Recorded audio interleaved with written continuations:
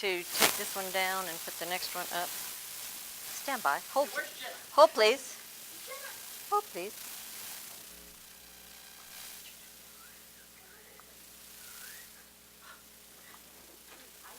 Ta-da! And if I want to go forward and backward, okay. I'm good. Or high tech. Well, thank you for coming out in the kind of iffy weather today. I live in Houston, and I got rained on a little bit, but then not, and a little bit and not, driving up here. So I'm glad to be here. As Carmen was explaining, I have been in and around the trade show industry for a real long time.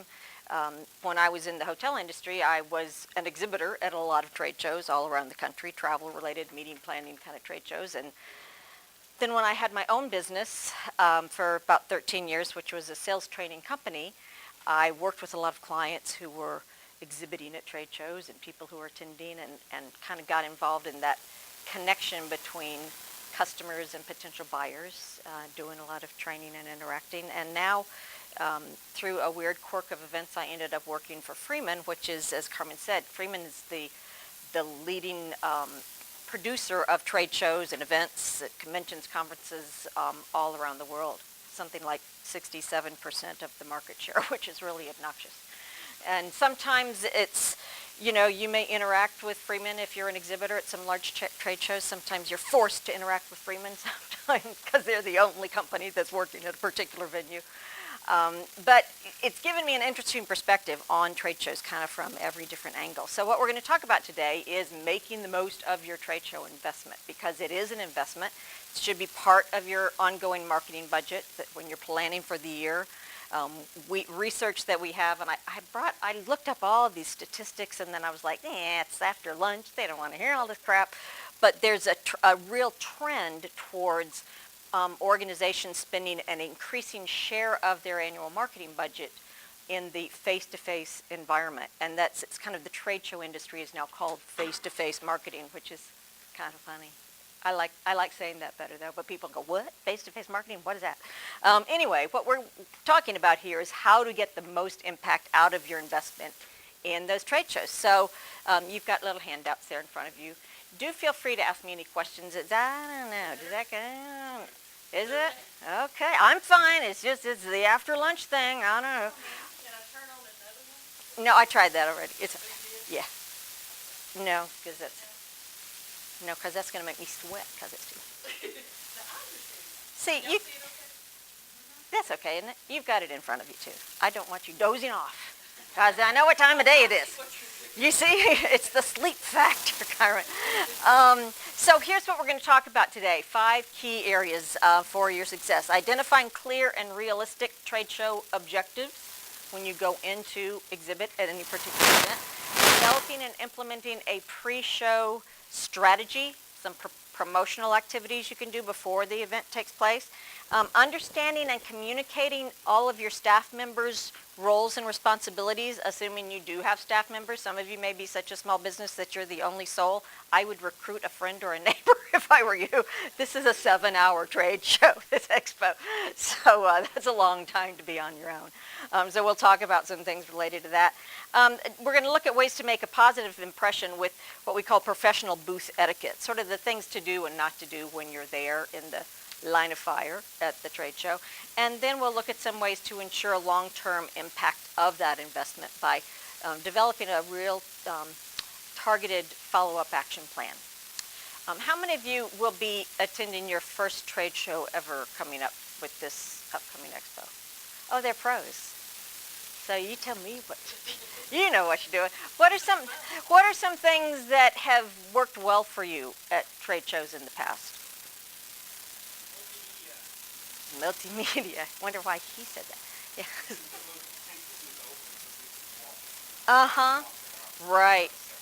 Yep. Don't put a table like right there in front of where you're going to be. Do you guys expect to actually get sales right there on the spot? Probably not. It's sort of some trade shows are designed for that. Some are more about making connections, gaining exposure, that sort of thing. Any other things kind of jump out at you from your experiences with trade shows that have worked? I recommend the brownies that our friends at the law firm brought. Food is always good. Yeah. Uh-huh. Absolutely. Don't worry about how the legs look. Worry about how they feel. Much more important. Okay, well, it sounds like you've got some good kind of insights from your experiences, so let's keep on talking here and take a look at some ways to enhance what you're doing. So we're going to talk first about clear and realistic show objectives. As I said, your investment in trade shows, whether it's this one or any others that you're involved in, really should be part of your marketing budget, and it should be something that's very strategically mapped out ahead of time based on whatever your short and long-term business goals are around a certain target audience, right? So for the expo coming up, obviously it's a business-to-business environment. So going in, you have a sense of who that audience might be. You know your products and services. So you want to identify kind of what resources do you currently have to put against specific marketing objectives. You know, are you doing local advertising for one particular piece of your product line and needing to get exposure for another product line with this new environment? Are you That's such a great, he fits the purple thing. I'm sorry, I just noticed because you come in and got the purple thing and Nobody else got the memo? she got the memo and we had, you're striking in that purple. Thinking about what your objectives are for your business for the current fiscal year, what things are you trying to accomplish? Are there new products you're trying to launch? Are there new audiences you're trying to reach? Are you trying to reposition your brand? Has your pricing changed? Has your competition changed? All of these things should be factors so you're not just showing up, handing out business cards, collecting business cards, packing up and going home. It's way too much trouble to get it all set up and torn down. To not go in with a strategic plan of what you hope to gain. And as I said, this should go back to when you first start working on the annual marketing budget. So be real specific in what you hope to accomplish and think about, as it says, what resources you're currently using, whether that's print advertising, radio advertising, direct mail. Some of you might use email campaigns. Good luck with that, you know. We can talk about that later if you want to. But know what resources you're spending and what portion of those you want to allocate for this event. Because if you are going to, you know, he mentioned having giveaways. If you're going to invest in giveaways, you want them to be something meaningful and relevant to the particular audience that you're going to be in front of. You don't want to give out, you know, Beanie Babies to a group of businessmen. And you don't want to give out, you know, flash drives for a laptop to a bunch of, I don't know what, everybody should have them, so never, take that back, bad example. And then really sit down and plan out, and as it'll say in another slide here, with your team, with your staff, what are your goals and how can you accomplish them with this show. So everybody goes in knowing what the expectations are, knowing what you're trying to accomplish, and it's not just all, you know, chatty, friendly, lovely to meet you kind of interaction. It worked. I don't know why. It's just like it didn't. I just have to turn around and make sure it moved. It did. It's not my clicker. It's a good one. Okay, so pre-show strategy and promotion plans. You want to, again, knowing what your target market is, what you're trying to accomplish, identify the people who are going to be attending. It's going to be some chamber members. It's probably going to be some non-chamber members, right? Yes. So they have access through your website to the attendee list ahead of time. Is that correct? Through the show? The exhibitors? Right, the exhibitors. What about attendees? Do they register in advance? They can. So you can look, you can get a sense, or probably you know from experience, or chat with Trish or Carmen or someone about who the audience is going to be, and if there's specific companies that you suspect will be there that you know you want to meet and have an opportunity to discuss business with, get a plan and do some research on them. Go online, talk to people, find out, you know, What are they currently doing? We've got some printing companies, we've got some banks and law firms. Try to research on their websites who they're currently using so you know kind of what you're up against. If they have a long-term relationship with someone, it's going to be a lot harder to break in. So do your homework, do your research on who you think is going to be there, and then try to identify key target customers that everybody that's working with you in your booth is like laser focused on the name badges to see when that person comes around. You can go on Google and get pictures of people. It's frightening how easy it is to get information. You can go to LinkedIn or Facebook, the whole Facebook thing, the crossing over between business and personal is a little dicey, but, for the most part, people use LinkedIn for business relationships and Facebook for personal. My son, it's interesting, I have a son who's 24. Shit, I'm old, I know. But Carmen's laughing at me for being old. But he grew up as a Facebook kid, and he's now out, he works for an engineering firm, and he's just shut down his Facebook account. It's interesting to watch this generation that grew up using it, and now they're like, I don't want people in my business anymore. LinkedIn, much more focused on business connections, but whatever, you can Google if nothing else, and you can learn about people, learn about their business, get a picture so you know who you're looking out for as they're coming through the show, and really have a plan for how you want to interact with specific people. Develop pre-show communication for target customers. How many of you are doing this currently, sending some sort of, whether it's a direct mail piece, postcards, email, letters, something to potential folks that you might see? A couple of you are. Really a great, effective way to connect with people in advance of the show. Just something that simply says, we hope you'll be there. This would be an easy thing to do with people maybe that you met last year or businesses that you know that are part of the chamber. You want to reach out and say, I'll be there. I'm in booth number X, right across from the food and beverage store, wherever you are. Show them a little map and a diagram where your booth is. Look forward to seeing you again, or I'd love to interact with you. Whatever means works best for you, whether that's a little postcard in the mail, email. Again, email is going to be very hard to get through people's spam filters and get them. You're not going to open an attachment if they're smart, because if they don't already know you, then they'd kind of be crazy to open any attachments. So a lot of times this is a situation where good old-fashioned direct mail can be effective, or a letter. Imagine a letter on letterhead. Ooh, you got letterhead for your business? If you can find it, whatever works. Phone, even just picking up the phone and calling someone real quickly, succinctly saying, look forward to meeting you, I'll be there, please stop by. So strategize on those target accounts that you want to go after and reach out to them ahead of time. Really makes an impact when they come into the show. You're kind of on their radar, and you've got an easier way to connect with them. Let's talk about the role of your staff members. Anybody here be alone, solo, in a booth at this upcoming show? Oh dear. Who wants to help? This is a 7-hour show, 11 a.m. to 6 p.m. That's a long time to try to be there on your own. It's really a good idea to have at least one other person, and you want to kind of have a game plan mapped out. One person's going to sort of be out in the aisle trying to reel people in, and somebody else is going to be behind the scenes trying to interact one-on-one once people come by. Know which roles different people are going to do. If you've got somebody who's much more outgoing and gregarious, then put them out there in front of your space. Get them making eye contact and smiling as people come by.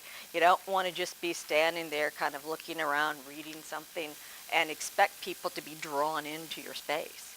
Now, chocolate will help, but you need to have, this is face-to-face marketing. You want to make eye contact, people smile, and invite them to come in. Have a couple of key questions planned that you can ask as soon as you interact with someone. Tell me about your business, or if I'm with Minuteman Printing, tell me about your printing needs. Well, what are you currently doing for this or that?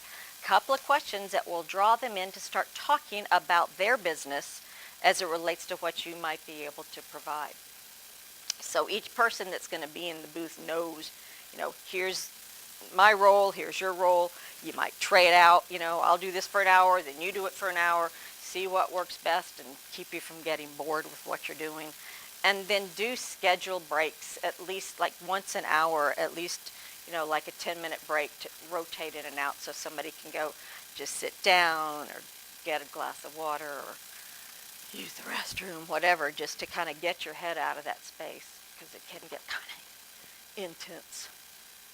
Questions about that? Make sense? Okay. Booth etiquette. Louise needs a sip of Hubbard Law Firm water. Pause. Excuse me just a moment. Speaking of drinking water, don't be doing this when somebody's walking by your booth. No eating, no sitting, no cell phone use. Oh my God. That's a lot of pain and suffering. I started putting no smoking, then I was like, surely they can't smoke in the facility anymore. We don't really need to say that anymore, do we? That's nice. It's really, you're going to be hungry. That's why you need to take the breaks once an hour, because it's really unprofessional to be standing there snarfing down the shrimp when somebody comes by that you might be able to interact with. Your focus is on reaching out to people, so don't be, snacking away and getting stuff on your hands. Another thing, if you are going to drink water, try to have a bottle of water that's not cold. Look what's this water bottle. It's chilly, but look at this one here. It's obviously been on ice. It's not Hubbard, so I didn't. so Oh, it's his. Okay, but you notice it's sweating. It's been sitting in ice or somewhere cold, so it's sweating. So now my hand is wet. So if I go to shake hands with someone, ew, right? So think about that. Keep beverages like a bottle of water. It's cooled, but it's not wet, so my hand's not going to be all yucky and that. Like as I need to, because I just picked his up. So think about little things like that. Have napkins around. Have a towel if somebody spills something. I have a friend who travels everywhere with one of those little Tide erase thingies in case something gets spilled. Just make sure that you can stay neat and polished and don't have, food and drinks. What? You have issues? Okay, sorry. So next point here, aside from, let's talk about the cell phones for just a second, because this is the great, discommunicator. Cell phones are great, and I text like a fiend with my kids, and it's wonderful, but not when you need to be reaching out and connecting with people. It is going to be such a turnoff if somebody's walking by your booth and then they glance over and they're thinking, a law firm. I was looking for a lawyer. But, Mary's back there doing this on her cell phone. That customer is going to keep walking right on by. So do not run the risk of losing a potential customer because you're engaged. Save that for when you take your 10-minute break. Go check your messages, make any calls, text your kids, whatever you need to do. Greeting each customer as they approach, obviously that goes along with not eating and drinking and not being on your phone. You want to make sure that anyone who comes within your vicinity gets eye contact and gets a smile, and ideally one of those leading questions like, tell me about your needs, or tell me where you're banking, or whatever. I'm thinking about the list of all of you that were scheduled to come here, and I remember Minute Maid, the law firm, you've got banks, fitness center, My Fit Foods. I'm going to talk to this guy later because I'm a big fan. I want to talk to him. So if he's an exhibitor at this trade show and I'm walking down the aisle, I'm going to gravitate towards him and his booth because I've heard a lot about My Fit Foods, and I'm a vegetarian and I'm a very healthy kind of eating person, don't have time to cook, so I am his target audience. If I'm walking down the aisle and he's not paying attention, he's sitting there eating his fit food or he's on the cell phone. Yeah. Well, if you're giving it out, that's different. But he doesn't want to risk losing me because I walk by and maybe there's somebody over on this side of the aisle who reaches out to me and I go zoop over there and then I forget about him. So whatever your business is, do we have the Brookside Memorial Park people here? Hello. That's a little, That's a little hard, you have to be even more subtle and careful in your approach with people, but obviously she's got a service that everybody needs. So, yeah. So how do you feel about, I've seen people that do games and things like that to draw attention to the booth. How do you feel about that? It can be a real effective tool. If it's not too distracting, if it doesn't become the whole focus of your booth.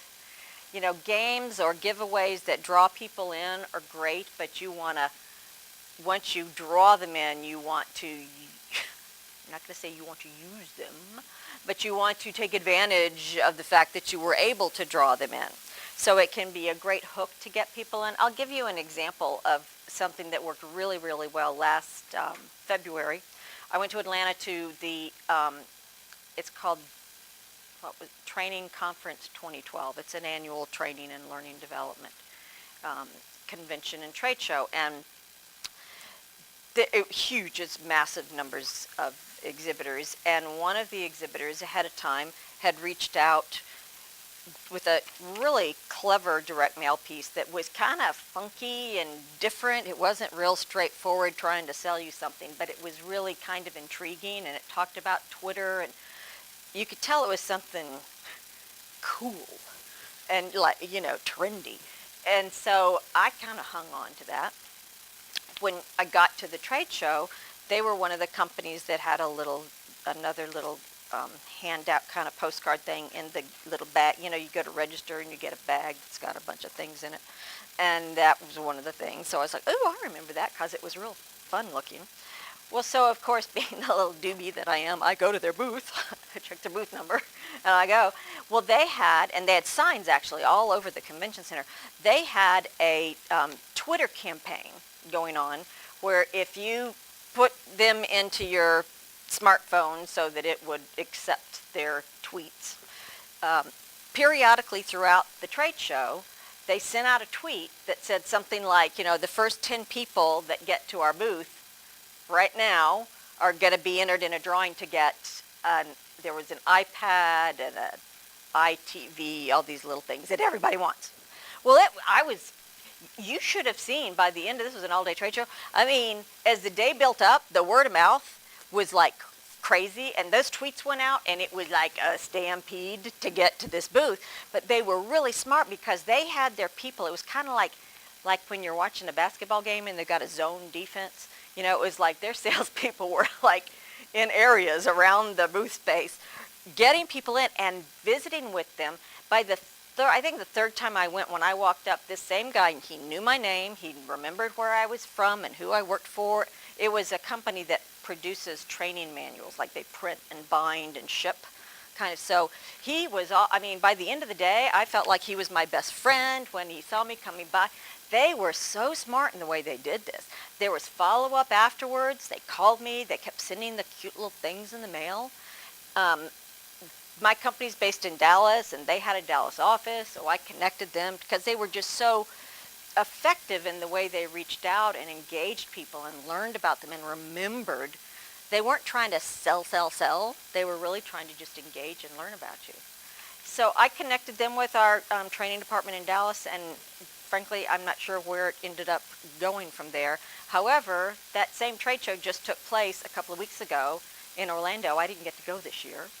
But they sent me another cute little funky thing in the mail saying, loved meeting you last year, hope we'll see you there again, we're going to be in booth number whatever. If I had been going back this year, I would have just been all over. I'd like going to see an old friend at the trade show. So, whether it's a game, there's Wheel of Fortune kind of things, or there's just basic raffles, however technical and sophisticated, or however just, put your business card in here. At the end of the day, we're going to give you a, whatever. Oh, and I did win something, by the way. I should add that to the story. I won one of those little Apple TV things, and it took me about another 6 or 7 months to get my kids to figure out how it works, but it's awesome. So that was another cool part of it. Maybe that's why I remember them so much. But whatever you do, find a way to draw people in, but don't just do that as, oh, wasn't that fun? Look how many business cards I collected. do that to engage with people and learn about them and start building a relationship so that when you follow up with them after, which of course you're going to do and we're going to talk about, you've already got a big head start because they have that connection with you. Does that answer your question? Way too much information. Okay. Tell me when to stop. So where are we? We've got greet each person as they approach, that eye contact. Don't hard sell your company. This is an interesting mistake that a lot of salespeople make. There's a temptation to just do what we call feature dumping. Just roll out all this information about what your company does. We do this and that, and we have this, and really, the customers, as they're coming by, they can get that information probably on your brochure, or they can get it on your website. There's lots of ways to get that information. Your primary responsibility when you're there and have them in front of you should be to learn about them, because that's what then is going to give you a kickstart in trying to sell to them down the road. You're trying to build a relationship and learn about them so you then know how to go back and try to follow up, sort of launch a little campaign based on what you've learned about them. You know, if it's let's look at your list. Let's pick a business. Let's talk about the Coffee News. It's a great little community sort of newspaper. They gave me a copy, which was lovely. It's available in local venues to pick up and read. They're trying to sell advertising, right? So when they're in an environment like this at this trade show with lots of businesses around, exhibitors and attendees, they want to make sure that they're understanding what the advertising needs are of potential customers. So if they're talking to a local bank, you know, they may ask questions like, how are you currently developing business in the local community? Or what is your target audience? What is your primary focus? Are you primarily commercial or, you know, retail banking? Those questions, so they can learn about the customer and then go back and say, okay, we learned about this. Here's what we want to do. We want to talk to them now about, so you get that foot in the door, understand what their needs might be, then you go back and sell to them what will appeal to them. Don't just try to unload everything you've got in 30 seconds and hope that something catches their attention. Because the more information you're dumping on them, their eyes are going to glaze over. You ask questions, you learn about them, then when you go back, you're going to have a real focused, it's all about you, Mr. Customer, kind of approach to them. Does that make sense? Coffee News, you good with that? Okay. Ask open-ended questions and listen. I kind of just said that. Open-ended questions, you guys familiar with this term? There are lots of different types of questions, 5 or 6 different categories, but the primary ones we call open and closed. Open questions are designed to sort of open up a discussion with the customer. Closed questions just get you like 1 or 2 word answers. So if Coffee News is talking to a potential advertiser, they might say, do you do advertising for your business? Yes. How much do you spend in print advertising? $10,000 a year. Where are you currently advertising? In the Houston Business Journal. You know, back and forth, it's like an interrogation. And it doesn't feel like you're really trying to build a connection. It feels like you're trying to go through a little checklist to figure out if you want to keep talking to them. Yeah, no, that is not what you're doing. So, open-ended questions, you know, tell me about how you're currently advertising.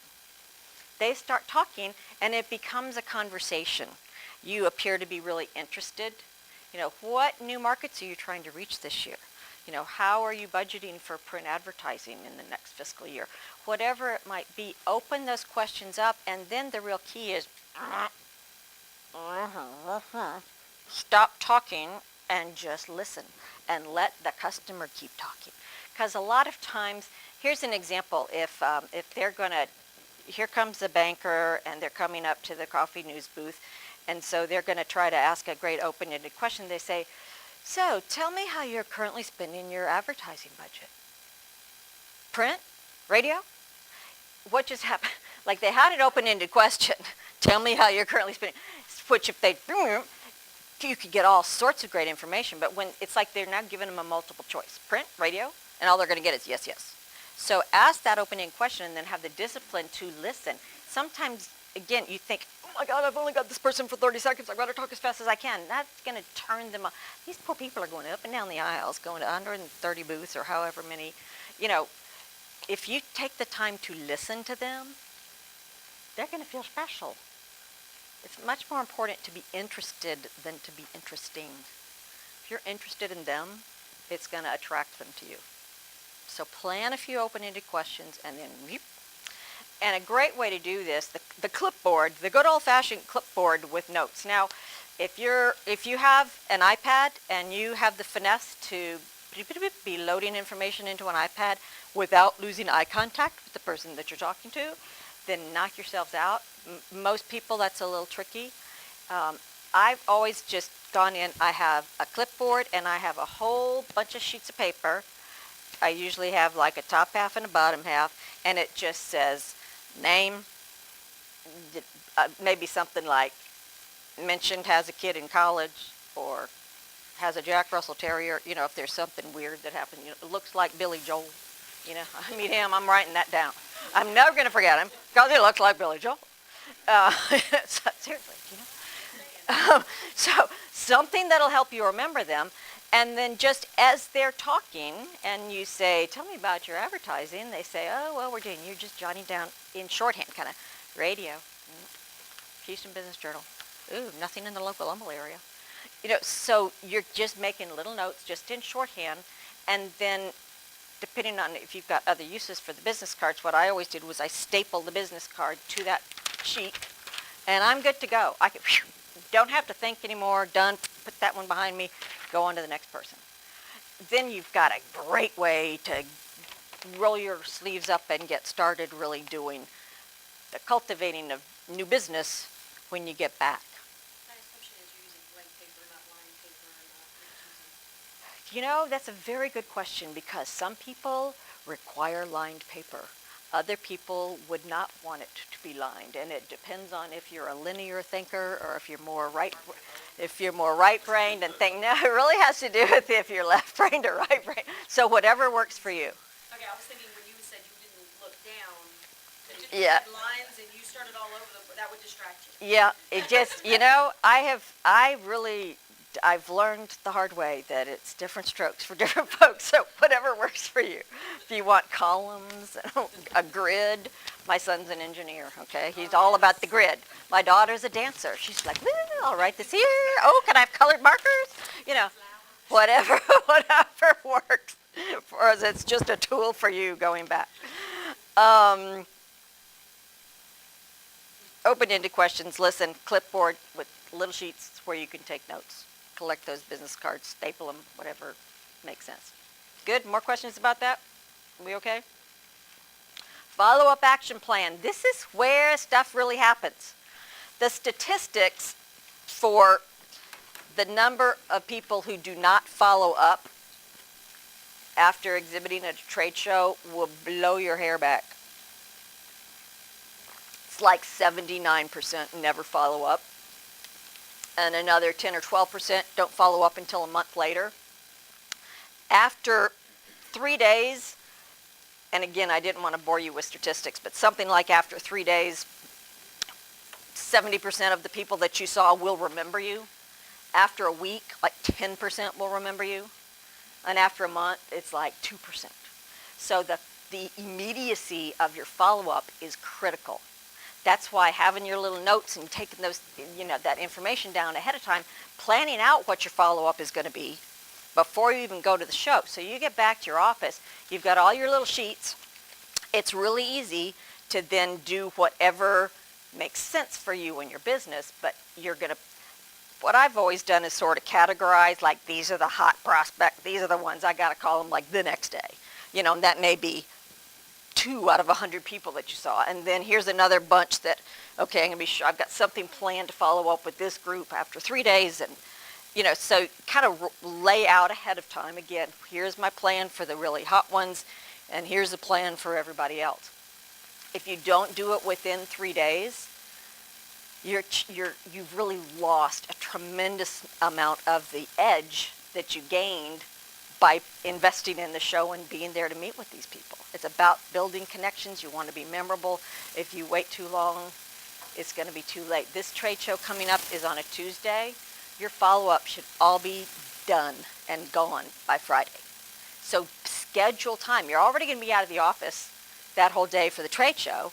You got to block time the next day for your follow-up, or it'll never happen, because you'll get back and the world's on fire and your email's exploding and you'll never get to it. And then like it's the weekend and you're like, I should do it. I don't like my weekend. You know, you've got to schedule time, block it on your calendar for that follow-up. And then with specific target accounts, you're going to have a continuous ongoing plan of how you want to reach out with them, try to earn the right to get in front of them again, where you can really sit down, learn more about how you can help them. You had your hand raised. Yeah, I just wanted to add something to that. We used to do a big trade show the last company I was with. We would do the Aaliyah trade show. And, you know, when you call these people, don't get discouraged when you call the first 4 or 5 and they say, you know, we're so tired and we just got back in the office and we're trying to catch up. Don't just get discouraged and stop calling after those 3 or 4 people. Call all of them, because that next week, just like you said, those people aren't going to remember you. Once you call the bug, Yep. Yeah. Well, let's not say called him bugged. yeah. Puts that whole negative spin on the process. If you have a product or service that can be helpful to them, you know, it's kind of, if you can say, here's what's in it for you, here's why it's worth your time to talk to me, then you're not trying to sell them something. You're more of you have services that can help them. So you're just a consultant trying to help them have a better outcome in whatever category of business you fall into. Yeah, that's a good one. You can look at it that way. We know what's best. Yeah. No, trust me, you have to have this. Probably not a good approach. And he brings up a good point. Maybe calling them right away isn't the best thing. Maybe it is having a little prepared mail piece to send them, or maybe it is a follow-up email if they gave you their email address, or maybe it's just a little handwritten note. Remember the good old-fashioned handwritten note? Has an increasingly high impact on people because it is so rare. Just in 3 lines. It only takes 3 minutes, 3 lines. Really enjoyed meeting you. I look forward to learning more about your advertising needs. I'll give you a call early next week to set an appointment. Exactly. They can all say the same thing. I've always tried to tell my kids with thank you notes, you should do it within 3 days. It only has to have 3 lines. It should only take you 3 minutes. So same thing with these follow-up notes. When I used to do a lot of trade shows around the country, I took a stack of note cards in my bag on the airplane, and I sat and wrote those freaking thank you notes on the plane, because I knew once I got back to my office, there was no way it was going to get done. I mean, I had them with me. They were stamped. Off they go. So that customer's getting them within 3 days. And then, I've got a much bigger follow-up process designed for the ones that I really want to go after. So follow-up, develop strategies for the key target accounts. And as we've been saying all along, use that trade show environment as sort of the entree. It's your way to get in front of people, learn more about them, build some sort of a little connection, and then proceed to pursue them in a professional follow-up plan. Here's some bonus recommendations. Not even advertised in the promotional material. Social media can be used very effectively before, during, and after the show, whether that's Twitter or LinkedIn. If you are comfortable, is anybody here kind of comfortable? Anybody using social media for their business now? So a few of you are. There are ways through various programs. My company has one that's expensive, so don't even think about it. But I mean, for people that are going to big, massive trade shows, if you're going to some really large trade shows, it can be a worthwhile investment. Otherwise, it's probably not, but there are ways to identify, okay, of the list of attendees who are coming to this show, here's the 600 of them I want to try to interact with. Well, these 200 are on LinkedIn, and these 300 are on Facebook, and these over here are, so you can actually do a targeted campaign connecting through the social media that they are currently on. You can start discussion groups, you can share kind of best practices, current trends in your industry, really get some good engagement going before the show. You meet them at the show and continue that interaction with LinkedIn or Facebook groups afterwards. It's a great way to really increase your value. Here's 5 tips for, eating a more nutritious diet on the run. For those of you who travel a lot, here's a great way, something just keeps you in front of them. And then at the show itself, as I said, if you are using a lot of social media and you find you've identified that your target audience is, you can do things just like I mentioned with this company that was sending out tweets, hey, come here now and enter for a drawing. Very effective. And again, likewise afterwards, great for following up and sharing information and just increasing your value with those customers. Invest in sponsorship opportunities with the trade shows that you're participating in. Tremendous way to increase your brand exposure, more awareness. As I said, this company that did this Twitter campaign at this trade show I went to last year, they were obviously a major sponsor because they had their thing in the little goodie bags. They had signs. They had things wrapped around the columns of the convention center.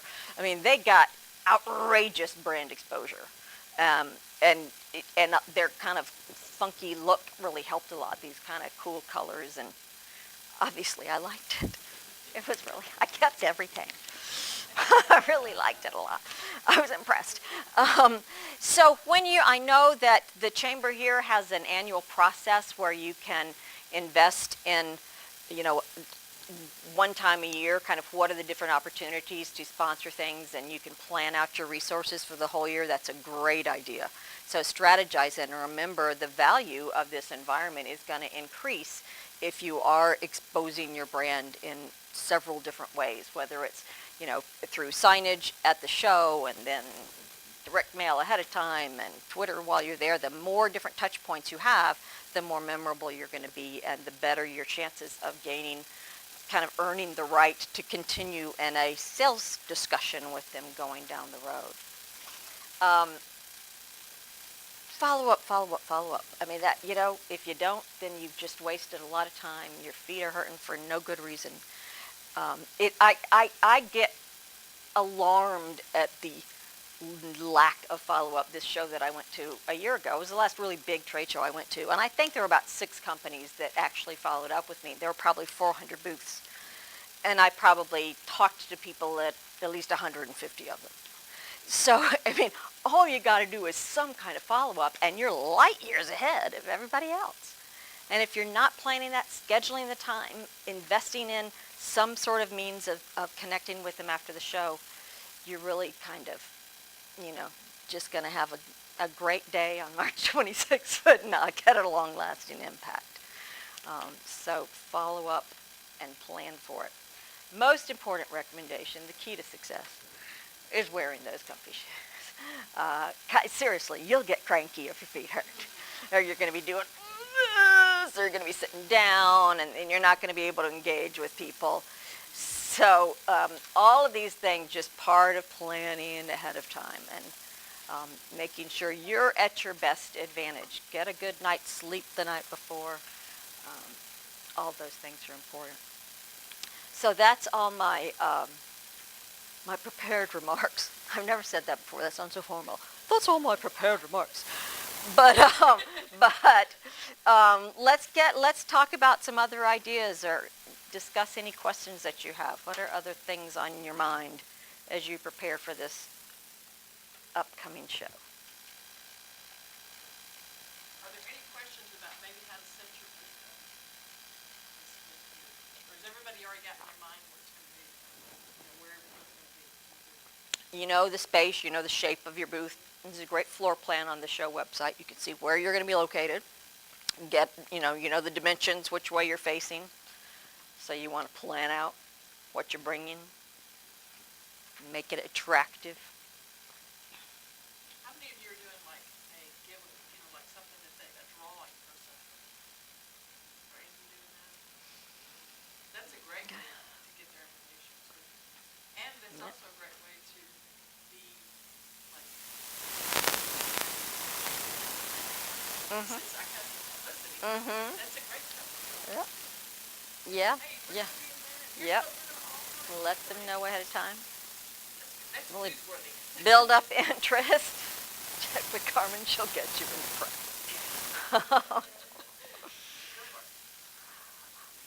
What other questions did you have? So either you're just dying to get out of here, or I was so thorough, there's nothing else on your mind. No, I mean, last year we actually did a video and had a video playing the entire time. So the decibel level of another booth being next to yours and being courteous about that is a big deal too. Very key point. Absolutely true. If you've got a lot of light and sounds that you're going to be using, you want to be kind to your neighbors. That marketing handouts, my experience, and what the CD was dedicated to, that marketing handouts at a specific time for the engineering team that came around to display engineering on that one day a week. And they opened it to the public. We made sure all we had were radio stations that could be in. If you needed a lot of it, so we brought there to the radio station. And it's like, you're not giving out one thing for someone who might be interested in it. Absolutely right. You bet. And a lot of shows are like that. They're open to the public 1 or 2 days and just to the trade on another couple of days. So, yeah. Yeah. Very, very true. And I always said you better wear comfortable shoes. You have to wear some great socks. Oh my God, look at her. That's hysterical. I've got socks for tomorrow. I'm so excited because tomorrow's Go Texan Day, and I was in the airport for an extra 3 hours one day last week. So I was cruising the shopping. You know, airports are like shopping malls now. It's just, I mean, good stores. And they had these cute little socks that were red with little cowboys and ponies and lassos. So I bought a pair for me and for my 21-year-old daughter because God knows she needed them. So I'm all ready with cool socks for Go Texan Day tomorrow. It's something I learned from last year. This is my big mistake. Last year I had hired 3 people to come help. Good. Made the mistake of not telling them to be there early enough to help me set up. Oh. And I was setting everything up, waiting for my team to get there, and I was exhausted by the time. Yeah, and sweaty. Yeah. Think Don't about do it that. yourself. If you can go in, can they come in the day before to set up, or is it that morning?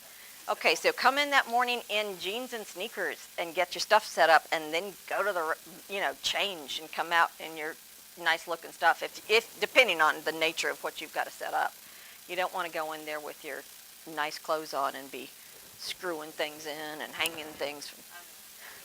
I'm the perfect example. Yeah. Great. Thanks for sharing. What else you got? What else you want? Yeah. Well, if you have any other questions or anything, again, my company does trade shows on such a massive scale. It's ridiculous. I mean, like 3,000 exhibitors. It's just nuts.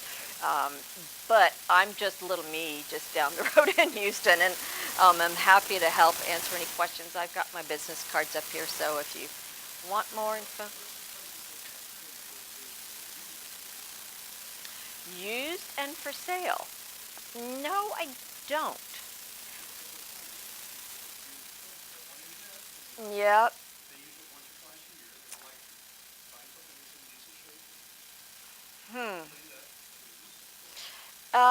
I would think a company like Skyline Exhibits might be, no. With Freeman, most of our customers have either custom designed booths that are very specific to them or rental properties. So it's actually, they're renting the various components and piecing them together depending on the size and shape of their booth space. So I bet you could Google that though. Look on eBay. Seriously? eBay. It's got everything. I can be here for just a few more minutes. So if y'all have some, Yeah, you have other questions? We have great dessert dessert. And I saved one of the brownies. I hid it up here to have. Every attorney was not in court today, they were cooking. So, and if you haven't gotten your signs, a good one for it's Bennett Man Press. Remember, they also do the hardcore signs too, so they did beautiful on mine last year. Mine came. They did Good. mine. Excellent. Use your chamber members. Right. Best way to. Shop locally, so. Yeah. Trish, let's turn it over to you real quick. Thanks. I'll just take a second, guys. If you have not paid for your booth and chosen this location, I'll be available afterwards to do that. And pay, you get to secure your booth. So be watching for communication from me because you're going to start coming out. Sending the work to you guys for watching that about everything you said is right in there. But it's just another way of looking at it. We've got some important information from you a little bit further down the line to get ready for those guys. That'll have your rules, regs, schedule, all kinds of things like that. I'll be sending some forms, some to the city today, to the city working with you, so you can have the employees, all kinds of different things like that. You'll be looking for a very special announcement that should be coming out next week. We're going to be doing something a little different this year. Tonight, notice this year we're taking floor plan, this is the tower. We did it last year, there were a few pieces going forward. And media towers were about to take it down. Sam and I were brainstorming about what can we do to make it sound better. So we're putting that media tower there. It's going to have speakers on it as well next spring from local partners. It's going to be posting up what's going on, listening on, I smell a sponsorship opportunity. We're actually going to be Mhm. selling advertising on the screen. Ding ding ding ding ding ding ding ding. By allotments of time that will circulate every hour on the net. I'll be sending that information out. And new visitors get first crack at it before they go out to the community. And you see my name on the email. Jump.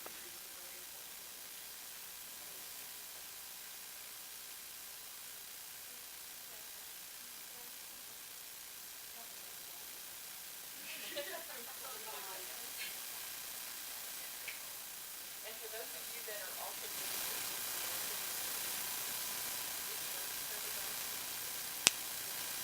great time of the year. What we have last week. Not even, is it?